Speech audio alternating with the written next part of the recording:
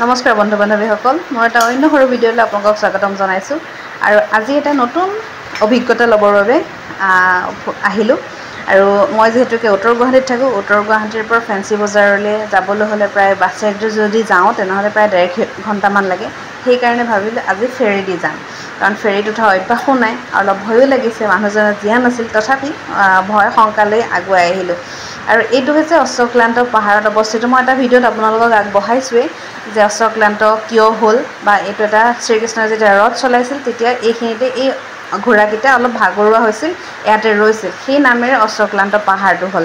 আৰু এই পাহাৰটোৰ ওচৰতে আমাৰ এই জাহাজৰ ঘাটটো অৱস্থিত। সেইকাৰণে আমি ওলালোঁ সেই ঘাটলৈ বুলি। তাৰপিছতে গাড়ী পাৰ্কিং কৰি আমি এই ঘাটলৈ বুলি আহিলোঁ। তাৰপিছতে এই জাহাজত উঠা এক্সপিৰিয়েঞ্চ মানে প্ৰথম, সেইকাৰণে ভাবিলোঁ আপোনালোকৰ লগতো শ্বেয়াৰ কৰোঁ আৰু মোৰ স্মৃতিৰ পাততো সাঁচি ৰাখোঁ। আৰু সেইকাৰণে ইয়াৰ ভিতৰত চাওকচোন, ভিতৰত ধুনীয়াকৈ বহিও যাব পৰা যায়। আৰু ইয়াৰ বাইকবোৰ শাৰী শাৰীকৈ এনেধৰণে অনা নিয়া কৰিব পৰা যায়। হেৰি ৰাখিছে, ৰেলিং কৰি দিছে। আৰু চাওকচোন, ইমান এখন ডাঙৰ জাহাজ, মানে মই ভবাই নাছিলোঁ এনেকুৱা হ'ব বুলি। ব্ৰহ্মপুত্ৰ নদীৰ ওপৰত এনেধৰণে যাম মই ভবাই নাছিলোঁ। আৰু ইয়াৰ ভিতৰত ছেফটিও ৰাখে, চাওকচোন, এইবোৰ ছেফটি ৰাখে সকলোৰে সুবিধাৰ কাৰণে। যদি অসুবিধাত হয় কেনেবাকৈ, ভগৱানে নকৰক, কিন্তু তথাপি হ'লে ছেফটিৰ কাৰণে ৰাখে। তাৰপিছতে আহি আমি ইটো পাৰৰ পৰা সিটো পাৰ পামহি। আৰু এয়া সকলোৱে আকৌ আৰোহীসকলে বাইকত ৰৈছে গাড়ীখন নিবৰ কাৰণে।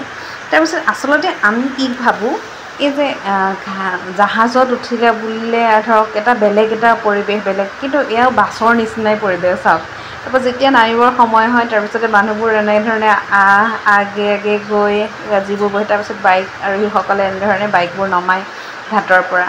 তাৰপিছতে আমি আহি এয়া ঘাট পাৰ হৈ আহি আমি এয়া পালোঁহি ফেঞ্চি বজাৰ। ফেঞ্চি বজাৰ প্ৰথমে যাওঁতে যেতিয়া গৈছোঁ ৰাতিপুৱা ভাগত, তেতিয়া মানুহে কোনো নাছিল। যেতিয়া আহিবৰ সময় হয়, এয়া চাওকচোন ইমান মানুহ হৈছে। তাৰপিছত বজাৰ কৰি মেলি আহি আকৌ পুনৰ ঘাট পালোঁহি। এই ঘাটৰ পৰা আকৌ সিটো পাৰ যিহেতুকে হ'ব লাগিব, সেইকাৰণে এই ঘাটৰ ভিডিঅ'সমূহ মানে সম্পূৰ্ণ কৰি ৰাখিছোঁ। আৰু এইটো মই আচলতে দুদিনেই গ'লোঁ, তথাপি এদিনত এটা ভিডিঅ' কৰি ৰাখিছোঁ। আৰু এইবোৰ নাও বা মাছ ধৰা নাও বা ডাঙৰ নাও, আগতে এইবোৰ নাও চলিছিল, কিন্তু আজিকালি ঘাটবোৰ বহুত হোৱাৰ কাৰণে বহু সুবিধা হ'ল সকলোবোৰ ৰাইজৰ বাবে। আৰু ইয়াত নাৱৰ আপোনাৰ জাহাজৰ ভিতৰ আৰু বাহিৰৰ দৃশ্য তাকে আবদ্ধ কৰি ৰাখিলোঁ, আপোনালোককো দেখালোঁ। ভাল পালে লাইক, কমেণ্ট আৰু শ্বেয়াৰ কৰিব দেই। সকলোৱে চেনেলটো ছাবস্ক্ৰাইব কৰি দিবচোন।